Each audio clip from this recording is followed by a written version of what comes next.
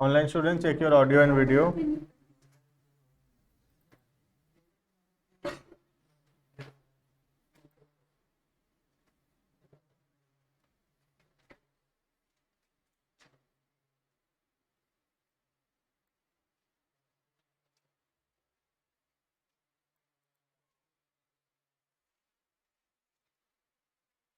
ठीक है, देखते हैं।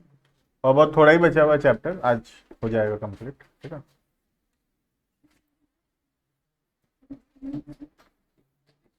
मैं 2 क्लास इसीलिए बोला था, मुझे लग रहा था वो मेमोरेंडम कोर्स में है। ठीक है, लेकिन वो कोर्स में नहीं है, तो उस हिसाब से सिर्फ एक ही क्लास लगेगा।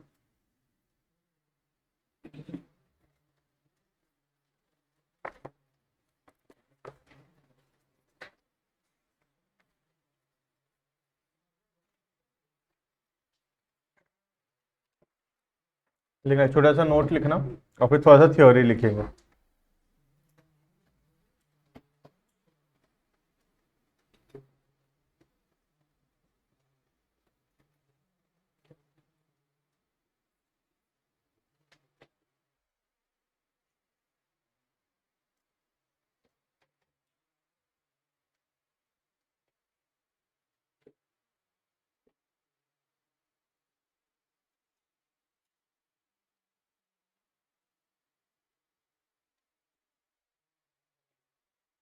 If loan by partner is settled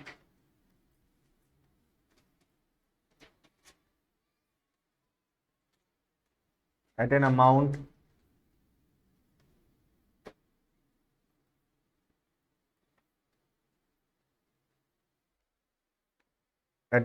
less than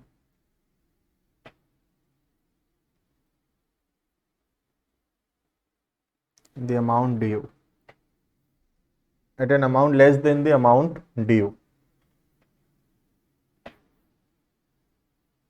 then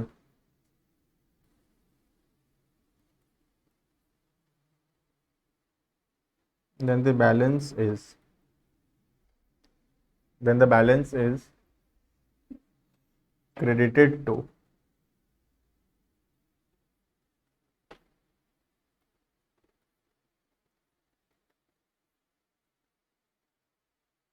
realization account. Then the balance is credited to realization account.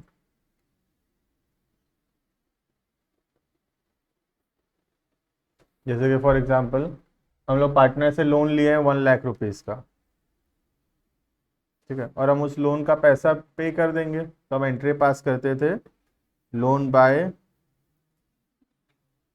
Partner to cash.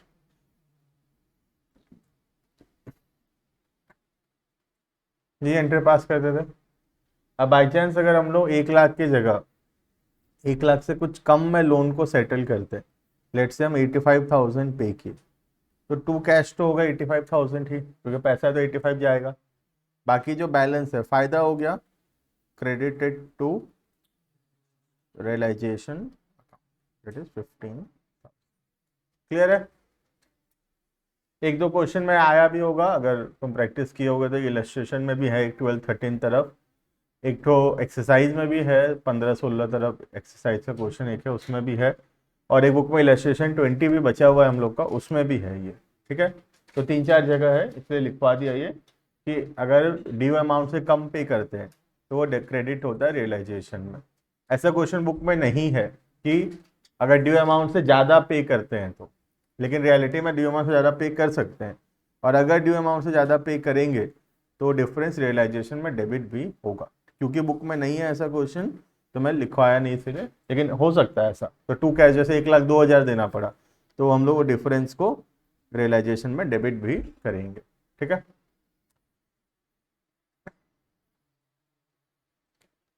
Entry लिख लो। The journal entry will be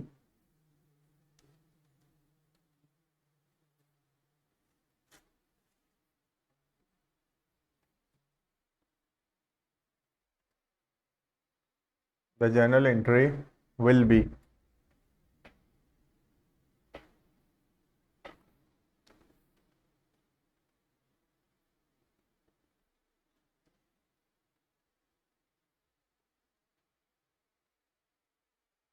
loan by partner account debited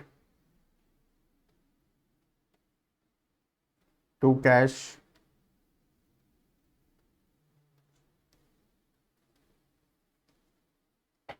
to realization. ठीक है, loan by partner to cash to realization. Loan by partner में जैसे interest भी देते हैं तो उसका कुछ ट्रीटमेंट नहीं है। हाँ, इसीलिए वो जो एक्सेस अमाउंट हम लोग दे रहे हैं, जैसे कि, तो अगर हम लोग इंटरेस्ट पे कर रहे हैं, वो जो एक्सेस अमाउंट में बताया ना कि 1 लाख की जगह 1,02,000 दे सकते हैं, वो रियलिटी में इसीलिए होता है कि वो इंटरेस्ट का पेमेंट है। तो जब हम लोग उसको डेबिट कर देंगे रियलाइजेशन अकाउंट में, तो वो जो 1,02,000 वाला केस है ना, वो इंटरेस्ट वाला ही केस है कि 2,000 रुपये हम उसमें क्या पे कर रहे हैं, इंटरेस्ट पे कर रहे हैं। हम वो खर्चा को डेबिट कर दिए रियलाइजेशन। ठीक है, नहीं है लेकिन क्वेश्चन ऐसा बुक में। क्लियर है इतना? अब एक चीज और हम लोग एक पढ़े थे कि अगर हम लोग किसी लाइबिलिटी को सेटल करते हैं कुछ एसेट्स देकर, तो हम लोग क्या करते हैं, उसका नो एंट्री करते हैं। याद है, if any liability is paid by transfer of an asset there will be no accounting entry. कोई भी अकाउंटिंग एंट्री करने का जरूरत नहीं है। ठीक है, ये लाइबिलिटी कौन सा लाइबिलिटी के बारे में है? ये एक्सटर्नल लाइबिलिटी है, ध्यान रखना हमेशा। ठीक है, हर एक लाइबिलिटी में नो एंट्री नहीं होगा। वो लाइबिलिटी जो रियलाइजेशन में ट्रांसफर हो चुका है, दैट इज एक्सटर्नल लाइबिलिटी, उसको हम लोग पे करते हैं किसी एसेट से, तो होता है नो एंट्री। जैसे कि अगर लोन बाय पार्टनर 1 लाख रुपए, ये हम पे करते हैं by transfer of an asset let's say, तो इसका नो एंट्री नहीं होगा। क्यों? क्योंकि loan by partner is not an external liability. तो जैसे क्वेश्चन में लिखा होगा loan by partner is paid by giving an asset, तो उसका आंसर नो एंट्री नहीं है, दैट इज नो एंट्री नहीं होगा उसका। क्यों? क्योंकि loan by partner is not an external liability. ठीक है, तो नॉर्मल एंट्री होगा, लोन बाय पार्टनर नाम का लाइबिलिटी कम हो जाएगा, लोन बाय पार्टनर नाम का लाइबिलिटी कम होगा और रियलाइजेशन जो है वो क्रेडिट। समझ में आ रहा है? इसका एंट्री ये होगा अगर लोन बाय पार्टनर को सेटल करते हैं बाय गिविंग एन एसेट। ठीक है, क्योंकि loan by partner is not an external liability. वहीं अगर लोन बाय पार्टनर्स रिलेटिव को सेटल करते हैं एसेट पे करके, तब नो एंट्री होगा, क्योंकि loan bye partners relative is an external liability. समझ में आ रहा है? तो नो एंट्री वाला इसी में है, ध्यान रखना, हमेशा कंफ्यूज कर सकता है तुमको। एक्सटर्नल लाइबिलिटी को पे करते हैं अगर एसेट ट्रांसफर करके, तभी नो एंट्री है। अगर उसको छोड़ के कोई और लाइबिलिटी को पे करते हैं तो उसका अकाउंटिंग एंट्री होगा। ठीक है, इसका एंट्री क्यों नहीं होता था वो लॉजिक में समझोगे तो ज्यादा क्लियर होगा। इसका एंट्री क्यों नहीं होता था याद करो। हम एसेट बेचते तो एंट्री करते ये कैश टू रियलाइजेशन, और लाइबिलिटी पे करते तो एंट्री करते रियलाइजेशन टू कैश। ठीक, आपस में कट जाता है एंट्री, इसीलिए यहाँ नो एंट्री भी होने से चलता था। ठीक है, लेकिन उसमें ऐसे थोड़ी होता है। उसमें लोन बाय पार्टनर को पे करने का तो एंट्री कुछ और है, उसका एंट्री क्या है, loan by partner to cash, और एसेट रियलाइजेशन का एंट्री क्या है, कैश टू रियलाइजेशन। तो एंट्री कट नहीं रहा, कट सिर्फ क्या रहा है, कैश, तो ये एंट्री रह जाता है loan by partner to realisation. समझ में आ रहा है? वहाँ नो एंट्री क्यों था? क्योंकि ये एंट्री सेट ऑफ हो जाता है, आपस में कट हो जाता है, तो नो एंट्री करने से चलता है। लेकिन यहाँ पे नो एंट्री करने से नहीं चलेगा, क्योंकि यहाँ पे लोन पे करने का entry loan by partner to cash, और एसेट बेचने का एंट्री कैश टू रियलाइजेशन। ज़्यादा से ज़्यादा कैश कैश कैंसिल हो गया, एंट्री लेकिन बचेगा अभी भी loan by partner to realisation. Clear है इतना? इलस्ट्रेशन 20 कर लेना, ये एक चीज़ खाली इसमें अलग दिया हुआ है। ठीक है, होमवर्क लिखना इलस्ट्रेशन 20। एक छोटा हुआ था ना बीच में, मैं बोला था 20 के लिए कुछ और पढ़ाएंगे फिर करेंगे, तो 20 अब हो जाएगा। यही है, उसमें 1 लाख का एक लोन है जिसको हम सेटल किए 80,000 का एक एसेट देकर। ठीक है, तो क्या एंट्री होगा उसमें, लोन बाय पार्टनर 1 लाख का कम हो जाएगा, 80,000 का एसेट दे दिए, तो टू रियलाइजेशन 80,000, और 20,000 का फायदा हो गया, तो वो भी कहाँ जाएगा, वो भी जाएगा रियलाइजेशन। तो अल्टीमेटली एंट्री होगा loan by partner to realisation, 1 lakh 1 lakh. Clear है? ये एक चीज नया है बस उसमें।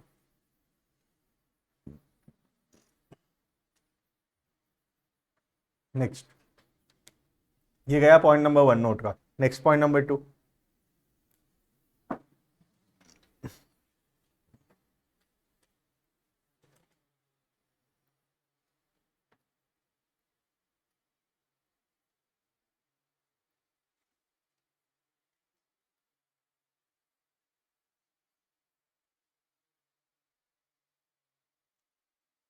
ये थियोरिकल इंपॉर्टेंट है, सेटलमेंट ऑफ अकाउंट्स। ठीक है, सेटलमेंट ऑफ अकाउंट्स एक प्रोविजन है Indian Partnership act section number 48 का, जो बताता है कि जब भी पार्टनरशिप फॉर्म बंद होगा तो पेमेंट कैसे किया जाएगा।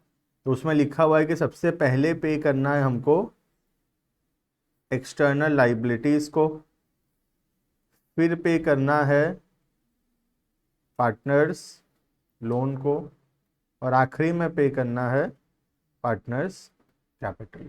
ठीक है, तो यही हम करते भी थे। एक्सटर्नल लाइबिलिटी को पे करने के लिए बनाते थे रियलाइजेशन अकाउंट, इसके लिए तो वही बनता था पार्टनर्स लोन अकाउंट, और इसके लिए वही पार्टनर्स कैपिटल। तो हम जो अकाउंटिंग करते हैं वो अकाउंटिंग का लॉ कहाँ से बना आया है, section number 48 of the Indian Partnership act. ठीक है, टॉपिक का नाम है सेटलमेंट ऑफ अकाउंट्स। ठीक है,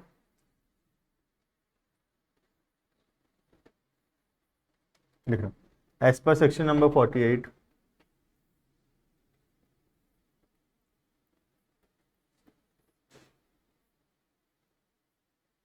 of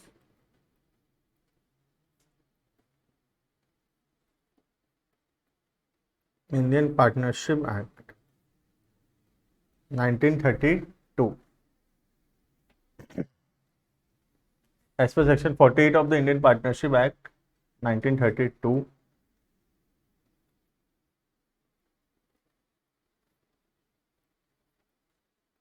following are the provisions applicable. Following are the provisions applicable for settlement of accounts. Following are the provisions applicable for settlement of accounts. Point number 1.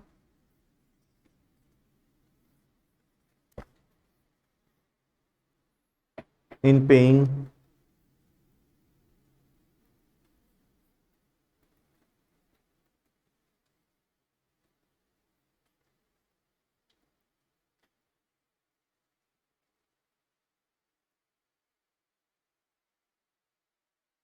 forms that to third party, that is external liabilities. ठीक है, second,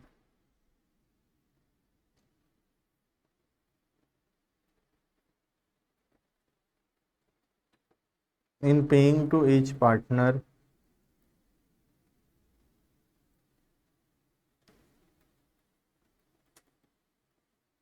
what is due to him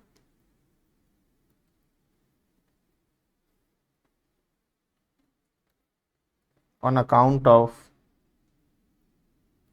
loans और advances. जो loan लिए हम लोग partner लोगों से, उसका पैसा वापस करेंगे। Point number 3,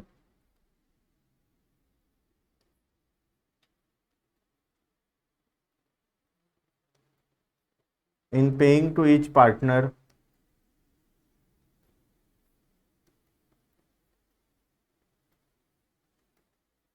the amount due for capital. Capital का जितना पैसा ड्यू है वो वापस करेंगे।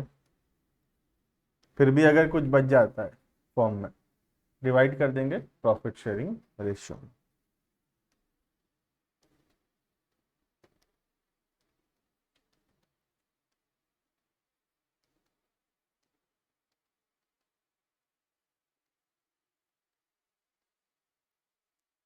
Residue if any is divided in profit sharing ratio.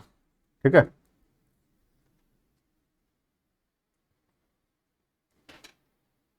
देखना लो इलस्ट्रेशन 4 से स्टार्ट किए थे, 1 2 और 3 बचा हुआ है। देखना आना इलस्ट्रेशन नंबर 1 में, पेज नंबर 8.3।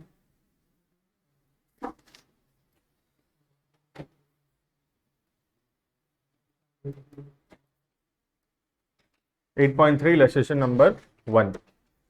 ठीक है, देखना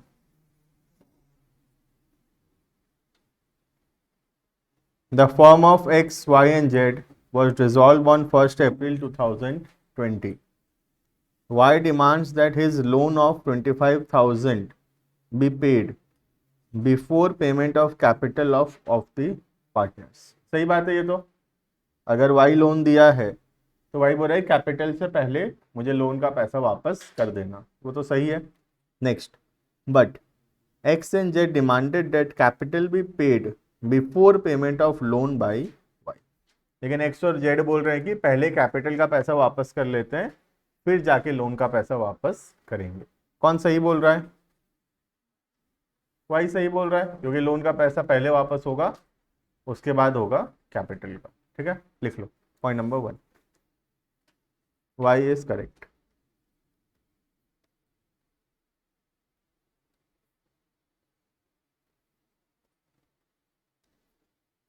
तो वैसे एग्जाम में अगर लिखोगे तो ज़्यादा इफेक्टिव होगा, बिकॉज एज पर सेक्शन अगर याद रहेगा तो एज पर सेक्शन 48 अभी याद है, एग्जाम में याद रहेगा तो y is correct because as per section 48 of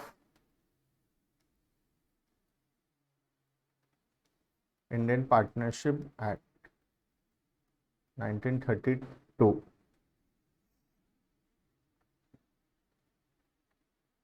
loan by partner is to be paid before capital. Loan by partner is to be paid before capital. Clear है? Next, question number 2. All the partners decided to dissolve the firm on 1st April 2020. Why a partner demands that his loan of 80,000 be paid before payment of loan by Messrs X, that is 20,000. तो Y बोल रहा है कि मुझे loan का पैसा वापस मिलना चाहिए एक्स की वाइफ के लोन से पहले, जो कि गलत है, क्योंकि वाइफ्स लोन क्या है? एक्सटर्नल लाइबिलिटी है, और एक्सटर्नल लाइबिलिटी पहले पे होगा बिफोर पार्टनर्स लोन। तो यहाँ तो वाई गलत है। उसके बाद देख लेते हैं, बट एक्स उसका पति है ना, बोलेगा ही पहले मिलेगा, but X another partner demands that loan by Messrs X should be paid before repayment of loan by Y. Who is correct? ठीक है, तो X is correct। लिख लो, लिखो खुद से लिखो, कैसे लिखोगे समझ में आ गया? तो शादी वादी में गए थे, देख रहे हो वाइफ का क्वेश्चन आ रहा है।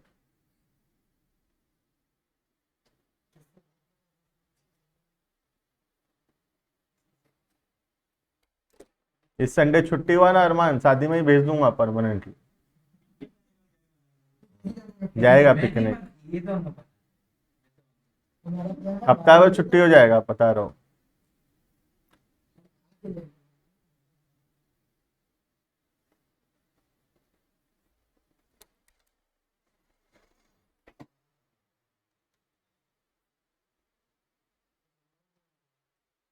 X is correct as external liability is to be repaid before partners loan। ठीक है,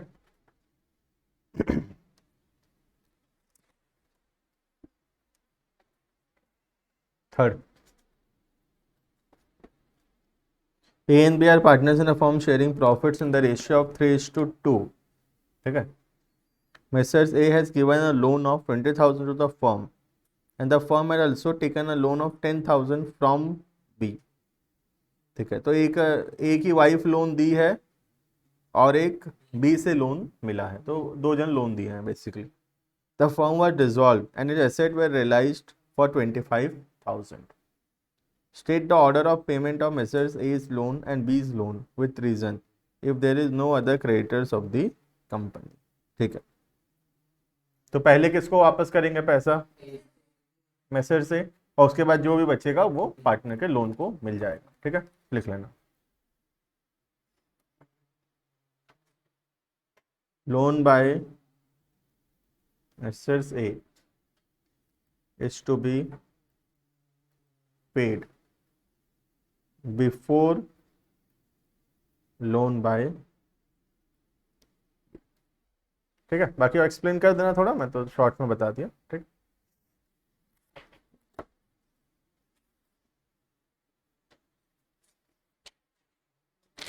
क्लियर है इतना? नेक्स्ट नोट में आ जाओ वापस। दो लिखे थे, सेकंड था settlement of accounts, 2 number note था। ठीक है, third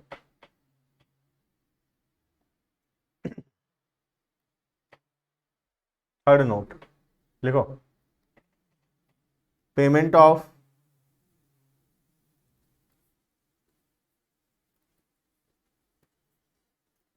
forms date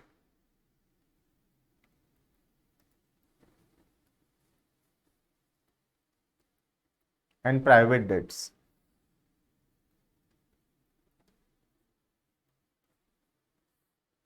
section number 40, payment of firm's debt and private debts. ये सब इंपॉर्टेंट थ्योरी क्वेश्चन है, सब इंपॉर्टेंट, बहुत इंपॉर्टेंट क्वेश्चन है थ्योरी का। Payment of firm's debt and private debts. सबसे पहले क्या होता है लिखते हैं, बाद में देखते हैं। ठीक है, लिखना।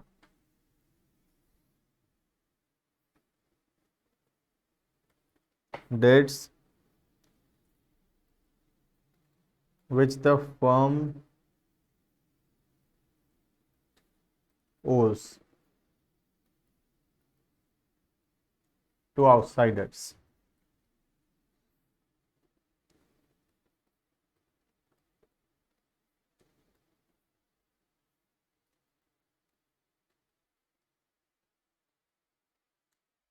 are known as firms debt। Form का जो लाइबिलिटी है बेसिकली, ठीक है, उसको बोलते हैं firm's debt. Whereas the dates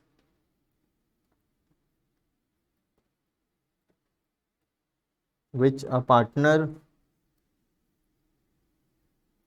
owes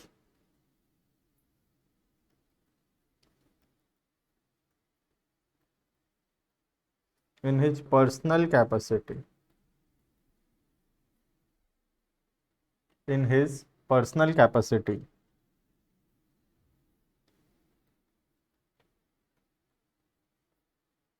are known as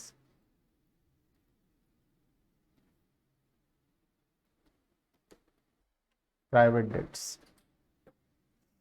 are known as private debts।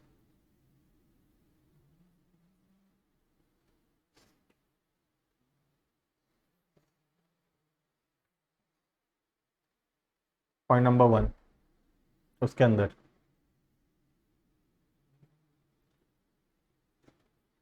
Firms property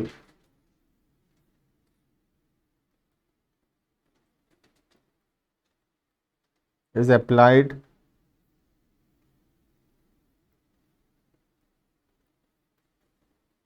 for payment of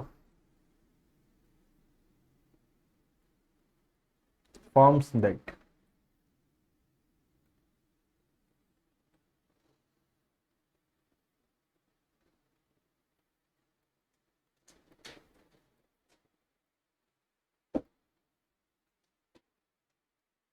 Private property of partner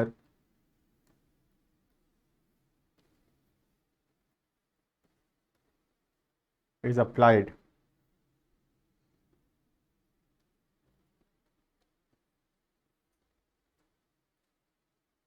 first towards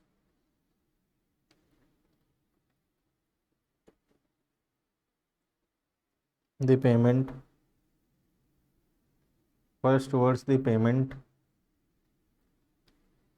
of his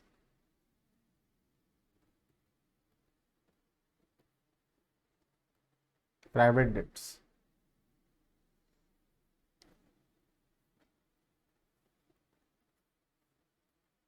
And surplus, if any,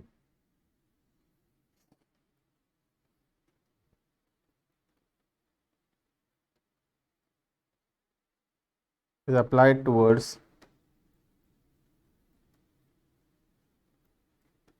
firm's debt.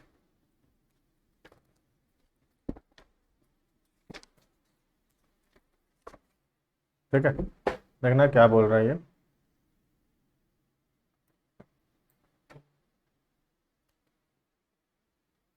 जैसे कि for example, ठीक है, मैं 2 जन से loan ले रखा हूं।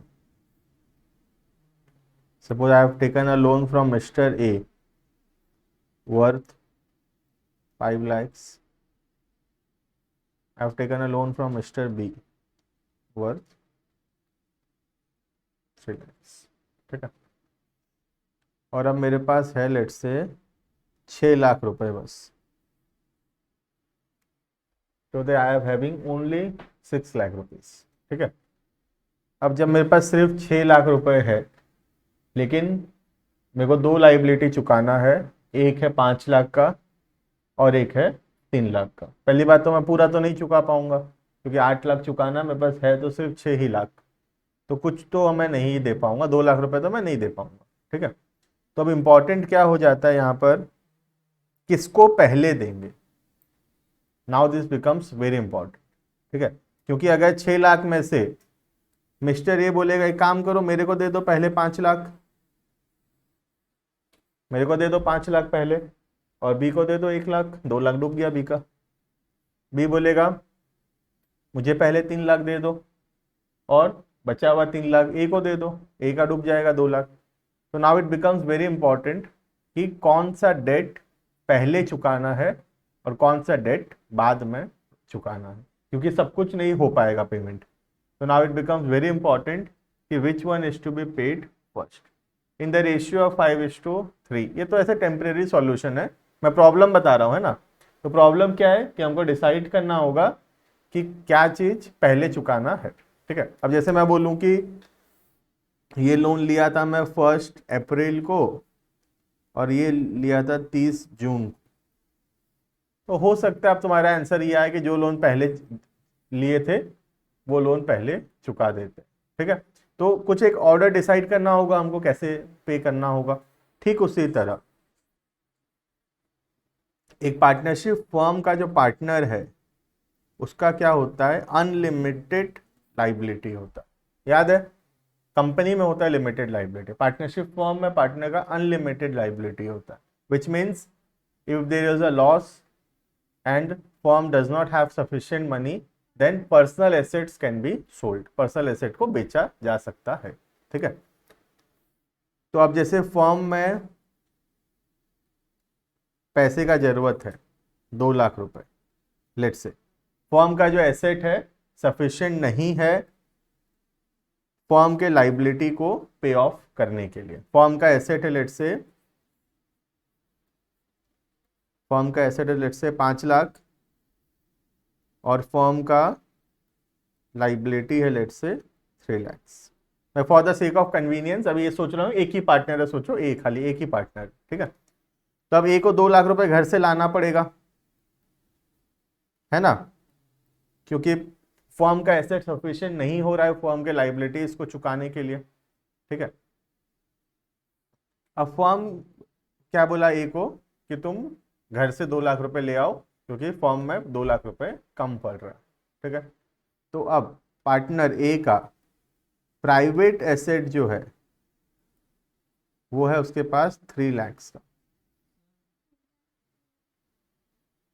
क्या हो गया बोलो,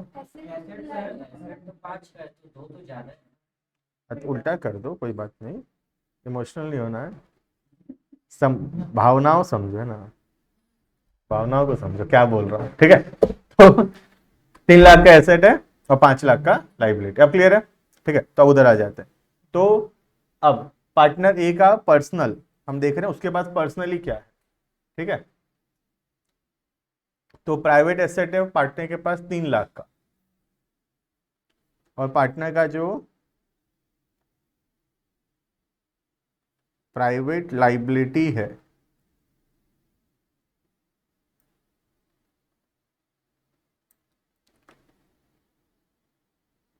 वो है 2 लाख का, ठीक है।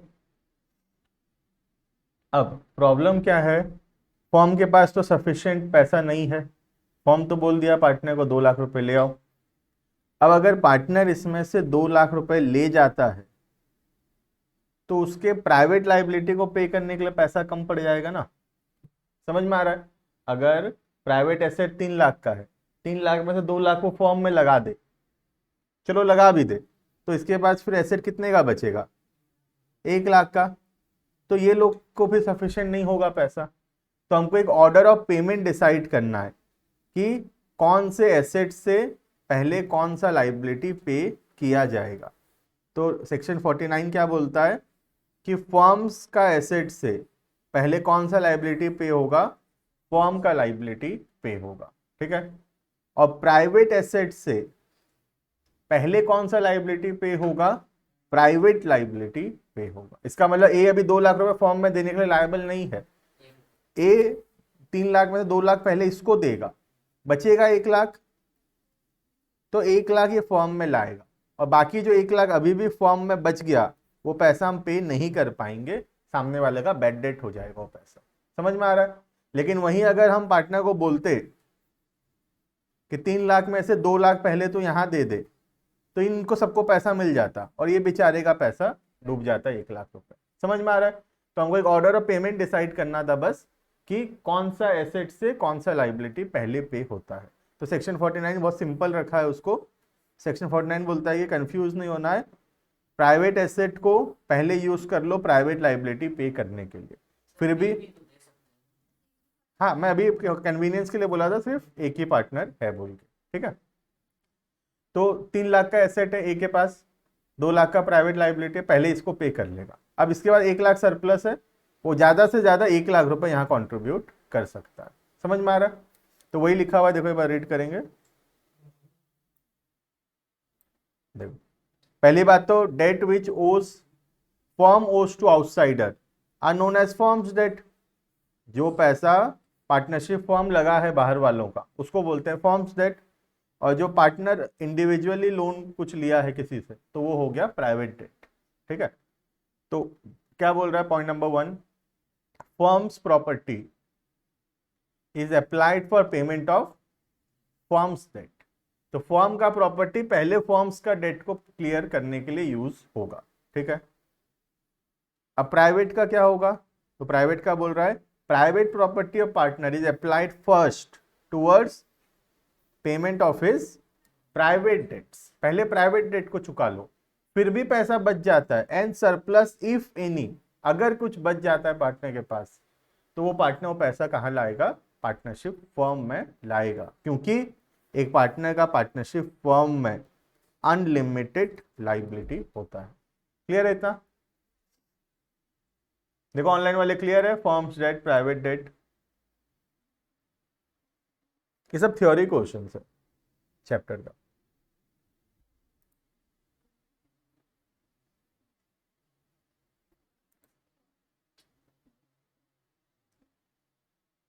क्लियर है। नेक्स्ट, ये हो गया point number 3। Next point number 4,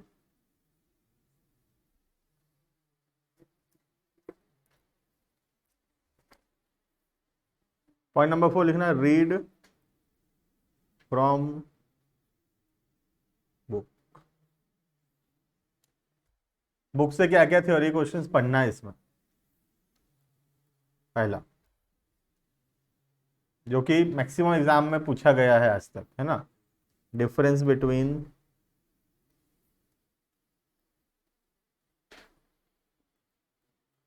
dissolution of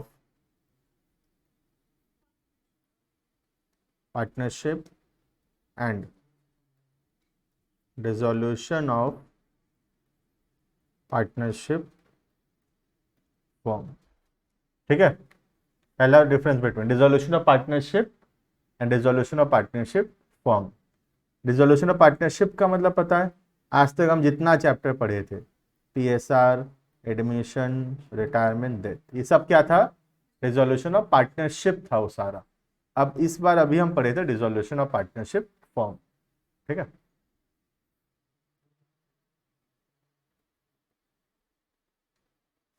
दिया हुआ सब बुक में ही। Difference between private debts and firm's debt. ठीक है, ये सब तुमको मिल जाएगा, पेज नंबर 8.2 में एक मिलेगा और 8.3 में एक मिल जाएगा। ठीक है, बाकी चैप्टर कंप्लीट है। कुछ डाउट है तो देखो, कोई क्वेश्चन किए हो कहीं पे नहीं हो रहा है तो।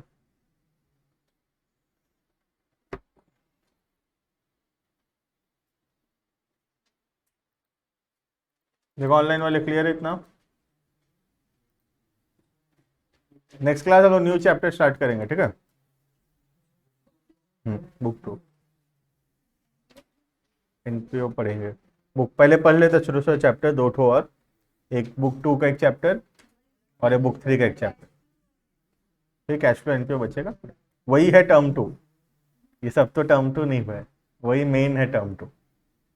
रियल टर्म 2 वही है, जिसमें मार्क वेटेज भी सबसे ज़्यादा होगा, क्योंकि जैसे 40 मार्क्स का अगर एग्ज़ाम होता है, जैसे 40 का होना चाहिए, तो उस हिसाब से एनपीओ का वेटेज 10 मार्क आएगा और कैश फ्लो 10 मार्क। हाँ, 50% है वो। और बाकी बचा हुआ चैप्टर जो हम पढ़े, रिटायर, ये death, resolution, issue of debentures, comparative common sense, ये सब मिला के होगा। ठीक है, तो हम अभी इतना पढ़े, तो हम अभी 10 से थोड़ा ज़्यादा पढ़ लिए, 12-13 मार्क पढ़ लिए।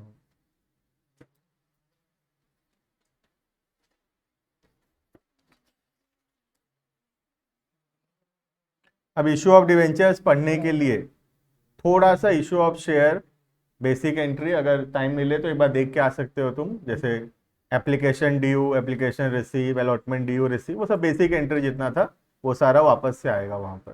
ठीक है,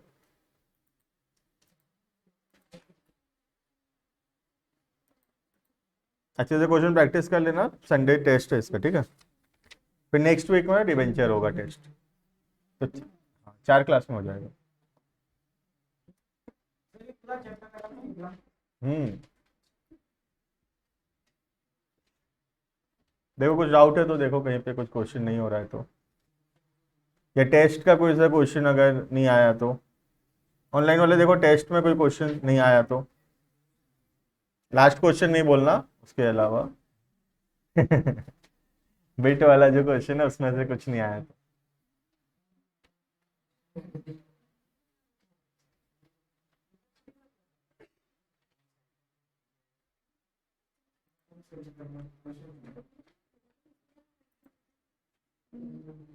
बर्नाली टेस्ट नहीं दिए थे तुम?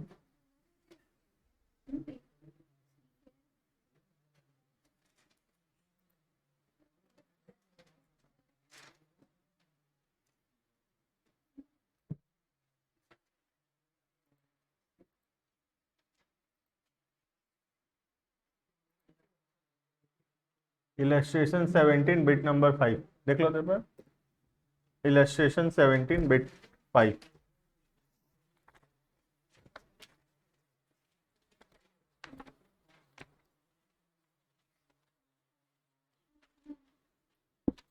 सेवनटीन का बिट 5, आंसर नहीं निकला मैं थी। हाँ, ऐसे बिट 5 जो इंडिविजुअली उसमें तो कुछ है नहीं ऐसा, प्लांट रियलाइज्ड वो वाला पॉइंट क्या सेनॉन 18 बोल रहे हो? 18 का bit 5, creditors were payable after 2 month, they were paid immediately at a discount of 10% discount. ठीक है, निकाल लो कितना आएगा, करो यहाँ बताओ। क्रेडिटर्स कितने का है देख लो, और उस पर डिस्काउंट काट लो 80,000 पे।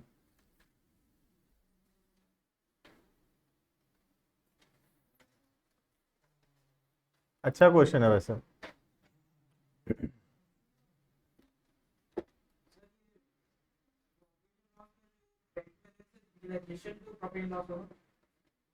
पीएल का जो क्रेडिट बैलेंस है पार्टनर्स कैपिटल में क्रेडिट होगा, तो पीएल टू पार्टनर्स कैपिटल। बताऊं क्या मैं, या करोगे ये वाला? 70। देखो इसमें क्या है, दो चीज है, बता देता हूं मैं थोड़ा। देखना, आज जैसे क्रेडिटर्स है, ठीक है, क्रेडिटर्स ड्यू है 80,000 का। दो टाइप का क्वेश्चन एक्चुअल में बुक में इसीलिए कंफ्यूज हुए हैं, ठीक है। हाँ, वो क्या क्या अलग है बताओ उसमें। एक महीने बाद पे करना था, आज ही सॉल्व कर दिया। देखो मैं बता रहा हूँ क्या फर्क है, तुम नहीं पकड़ पाए क्या फर्क है। 80,000 का क्रेडिटर है जैसे, ठीक है, हम उसको आज से 2 महीना बाद पैसा देने वाले थे, ठीक है। 2 महीना बाद आज से हम उसको पैसा देने वाले थे, लेकिन फर्म आज बंद हो रहा है, तो हम बोले तू आज ही ले जा पैसा, हम तो 2 महीना तक रुकने वाले नहीं है, तू आज ही पैसा ले जा। तो क्योंकि हम जल्दी पैसा दे रहे हैं, इस वजह से हमको कुछ डिस्काउंट मिल रहा है यहाँ पे, ठीक है। अब क्वेश्चन बोल रहा है कि 10% का डिस्काउंट है। दो प्रकार का क्वेश्चन है इसमें, ठीक है। जैसे बोलेगा कि 10% का डिस्काउंट है, तो 80,000 रुपए देने वाले थे, 10% डिस्काउंट मिल गया 8,000, तो कितना पे करना पड़ा हमको? 72,000। क्लियर है ये? क्लियर है ये वाला? सेकेंड क्वेश्चन बोलेगी 10% पर एनम का डिस्काउंट, ये फर्क है वो दो क्वेश्चन में, ठीक है। यहां क्या बोला था? सिर्फ 10% का डिस्काउंट, ठीक है। तो 10% पर एनम का जब डिस्काउंट है, तो 80,000 पे 10% 2 महीना का, 2 महीना पहले पैसा दे रहे ना, तो डिस्काउंट 2 महीना का होगा। तो कितना होगा ये? 8,000 बाय जो भी आएगा, नहीं 1,000 से थोड़ा सा ज्यादा आएगा, 8,000 बाय 6, 8,000 हो रहा है ना ये, 8,000 बाय 6, तो 1,1213 133 कुछ आएगा। समझ में आ रहा फर्क? फर्क है ये वर्ड का, यहाँ पे ब्लैंक है और यहाँ पर एनम है।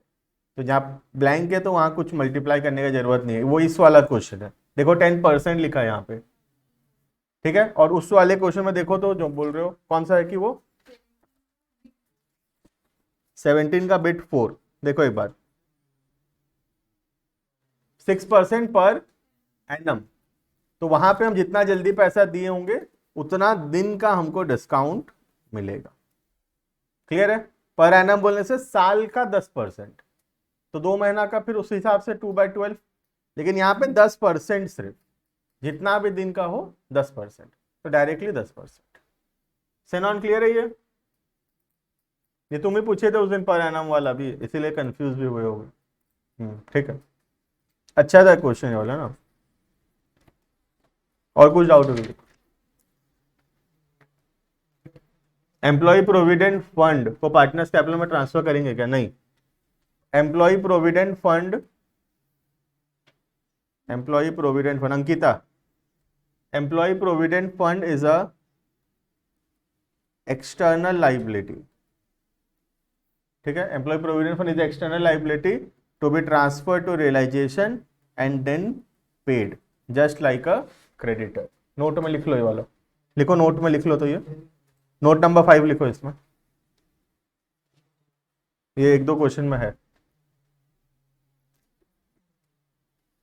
अंकिता लिख लो ये, employee provident fund is an external liability and it is to be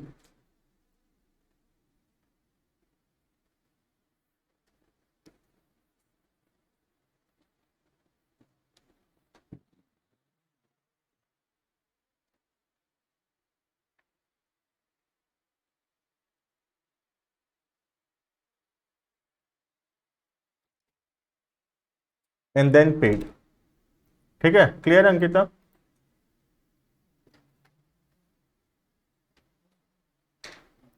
ठीक, चलो तो आज इतना पढ़ेंगे है ना, बाकी नेक्स्ट क्लास में न्यू चैप्टर बुक 2 लेके आना है ना, बुक 2।